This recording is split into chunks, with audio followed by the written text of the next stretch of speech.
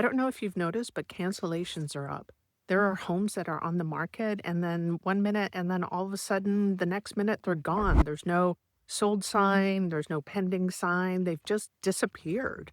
So I've been digging into what's happening recently, and a Redfin report came out that in August, 1 in 7 homes have been canceled. So that to put that into real numbers, it's about 56,000 homes nationwide have canceled contracts.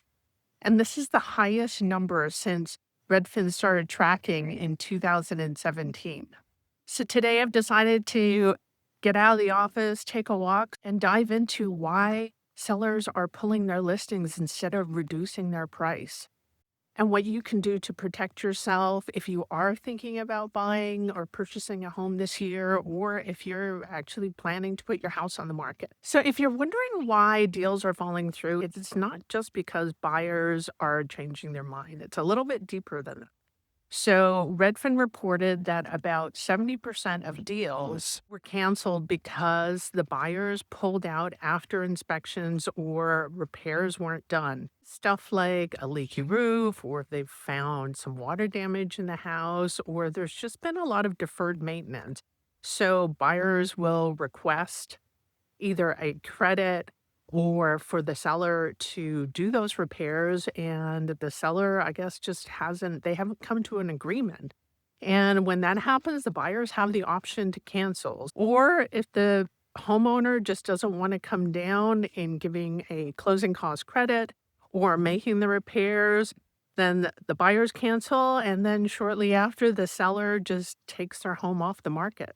So the buyers have leverage right now. There are inventory is up, so there's more homes on the market, and if they don't get the price that they want through the negotiations and request for repairs, buyers can just cancel and take another house. Now, the second biggest reason why deals have been falling through is financing. Buyers aren't getting their financing, which accounts for about 30%. Either there's a job change, or the appraisal isn't coming up to the same price that they offered, or maybe there was a debt to income ratio that just didn't add up. So they have canceled, or they've asked for the seller to come down, and there just isn't any agreement, so, therefore, again, more cancellations and more delistings. The thing is, it's not 2021 anymore. Homes aren't flying off the shelves, and the buyers just don't have to take it. Buyers can just walk, and sellers, they can just hold strong and just wait until buyers come up to a price. And CBS News has reported recently that delistings are up 38% year to date, and actually 50% from the same time last year. And what they've also said that in June, for every 100 homes, 21 homes were taken off the market. Last year, it was 13 homes. So that is a huge jump. So you can see how it's been 50% up from last year. Another reason why sellers aren't budging is because they have so much equity in their home. So to put this into context, in 2008, most homeowners had very minimal equity or negative equity. They were underwater, which meant that they owed more on the house than the house was worth. Now, 6 years ago in 2019, before the pandemic happened, there was on average, homeowners had about $150,000 in equity for their home.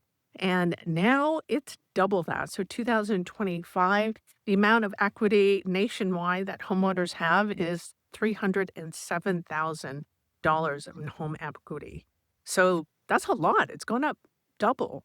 So right now, basically, there's this tug of war between buyers and sellers.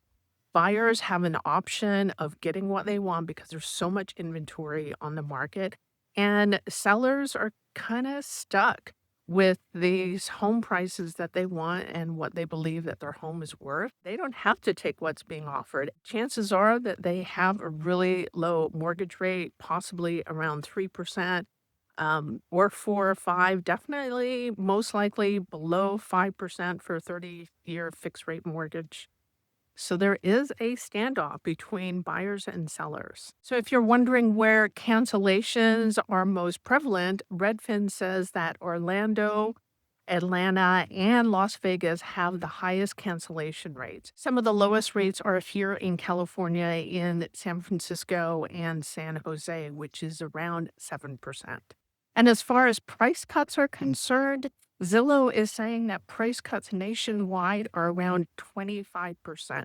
That's 1 in 4 homes on the market have had a price cut. So many sellers are starting to bend in their expectations of what their home is worth, but they're not breaking. If you're a home seller, remember that your goal is not to list the house, but it's to sell it.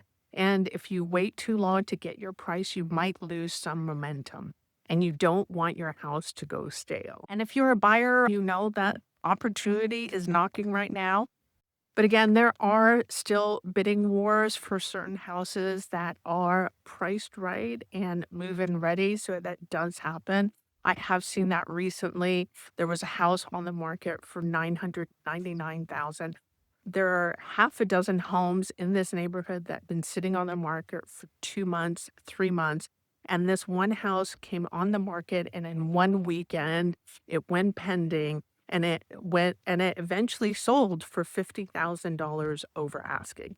So it does happen for those desirable houses. And if you are a buyer, to be in the best position, if you find that dream home, try to get fully underwritten with a mortgage lender if you are looking for financing options. It is possible. There's not that many mortgage lenders that do that. But if you're not sure, reach out to me. I would be happy to share some mortgage lenders that fully underwrite prospective homeowners. And if you're not sure what's happening in your neighborhood, or you're curious about what your home is worth, don't hesitate to reach out. My number is right here on the screen. Call, text me, email me. I'd love to hear from you. If you have any questions about this video, or if you have any comments on what else you would like to see, make sure to put it down in the comments or reach out. And thank you for watching. And if you like this video, make sure to check out this one.